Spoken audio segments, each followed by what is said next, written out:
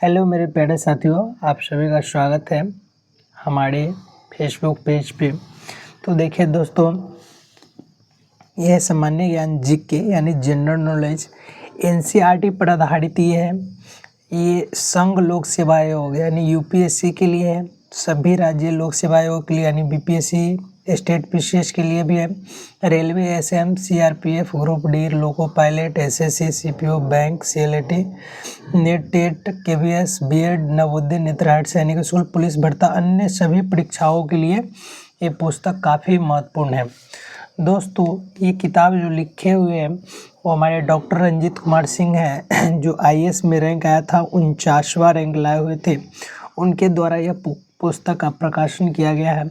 ये पुस्तक काफ़ी महत्वपूर्ण है यूपीएससी से लेकर के और अन्य सभी प्रतियोगिता परीक्षाओं के लिए भी।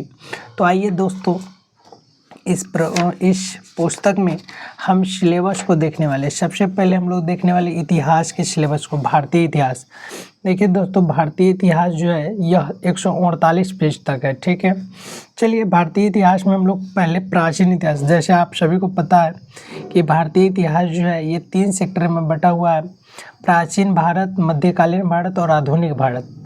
तो प्राचीन भारत में हम लोग क्या देखने वाले हैं तो दोस्तों, प्राचीन भारत में हम लोग देखने वाले इतिहास जानने के स्रोत मतलब होता है साधन। अगर प्राचीन भारत में का क्या क्या साधन होना चाहिए, ठीक है दोस्तों। उसके बाद में फिर आएंगे हम लोग प्रागैतिहासिक काल, जिसमें पाषाण काल के बारे में जानेंगे, पत्थर उत्थर इन सब के बारे में इसमें पढ़ेंगे। फिर उसके बाद सिंधु घाटी सभ्यता, उसी को हड़प्पा सभ्यता का जानते हैं, उसको देखेंगे। फिर उसके बाद वैदिक युग को देखेंगे। उसके बाद फिर हम लोग महाजनपद को देखेंगे। महाजनपद के बाद धार्मिक आंदोलन को देखेंगे, धर्म से जुड़ी हुई बातें, जैसे कि जैन धर्म, बौद्ध धर्म, शैव धर्म, ठीक है ना, इन सारे धर्मों के बारे में देखेंगे। उसके बाद हम लोग देखेंगे मगध का उत्कर्ष, मगध राज्य जो है उसका उत्कर्ष देखेंगे। फिर हम लोग मौर्य साम्राज्य के बारे में जानेंगे। उसके बाद फिर मौर्योत्तर काल में आएंगे।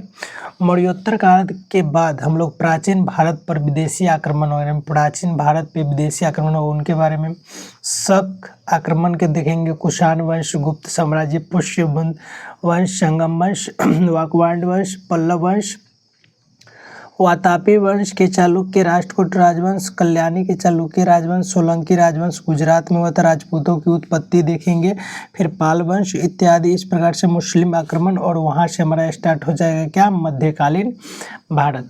तो ये इन सारी टॉपिकों को हम लोग देखने वाले हैं प्राचीन भारत में। तो कैसा लगा यह टॉपिक, कमेंट में ज़रूर बताइएगा।